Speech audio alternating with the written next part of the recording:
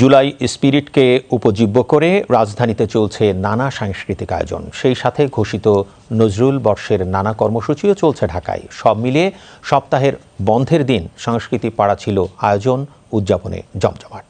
রাজধানীর ধানমন্ডি, শাহবাগ ও শিল্পকলা একাডেমি ঘুরে সংস্কৃতি পাড়ার খবর জানাচ্ছেন ইমরানুজ্জামান। মাটি ধরনী, মাটি মা, শেষ পর্যন্ত মাটি বিছানার পাটি। আটি আটি স্বপ্ন বাস্তবায়ন, আকাশ ছুঁয়ে যাওয়ার পরেও সেই ঠিকানা কিন্তু মাটি। মৃত্তিকার শিকড় অন্বেষণ করেছেন ৭ তরুণ। পাহাড়, নদী, জনপদ, সমুদ্র মন্থন করে রূপক অর্থে মাটির স্বরূপ তুলে আনার চেষ্টা করেছেন শিল্পীরা।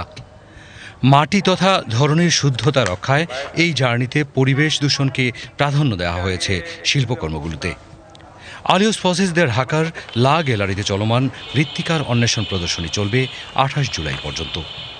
এই কাজটা মূলত হচ্ছে রেন পলিউশন। আমাদের যে বিষয়টা হচ্ছে, আমাদের এই জীবাশ্ম জ্বালানি, কলকারখানা বিভিন্ন কারণে পলিউশন হচ্ছে। এরা সবাই কিন্তু আলাদা আলাদা অঞ্চলে, আমাদের এই ভূমির আলাদা আলাদা অঞ্চলে, তো এই জন্য ভাবনাগুলো কিন্তু একটু ডিফারেন্ট হয়েছে। কেউ পাহাড়ের আছে, কেউ সমতলের, বা কেউ নদী কেন্দ্রিক, আবার কেউ হাওরের আছে।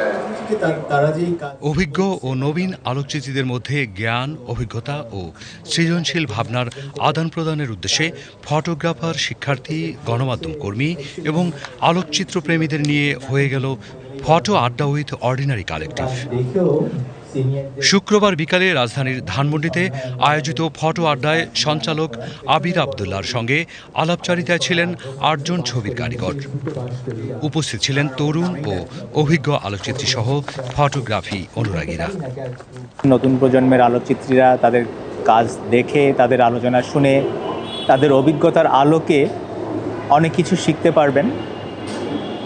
এবং এই যে নতুন এবং পুরনো আলোকচিত্রীদের একসাথে বসে আড্ডা দেওয়া, এইটাই মূল উদ্দেশ্য এই ফটো আড্ডার।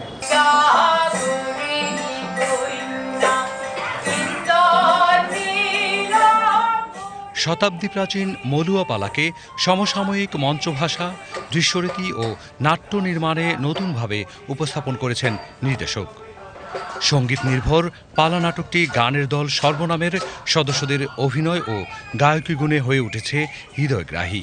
প্রচলিত আমাদের গ্রামীণ জীবনের যে উপাদানগুলো, সেটা আসলে আমাদের আসে, এটা আমদানি করা না, এটা একদমই আমাদের এখানে। তো আমি অনেক ধরনের কাজ করি, কিন্তু এবার মনে হচ্ছে যে না, আসলে আমাদের একটু পেছন দিকে যাওয়া উচিত, অতীতটাকে জানা উচিত এবং অতীতকে নিয়ে কাজ করা উচিত।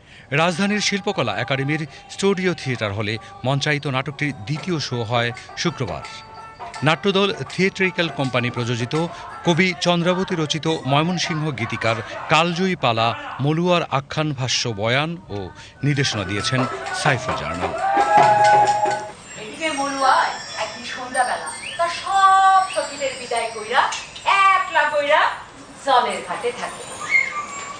Imranuzzaman, BTV news.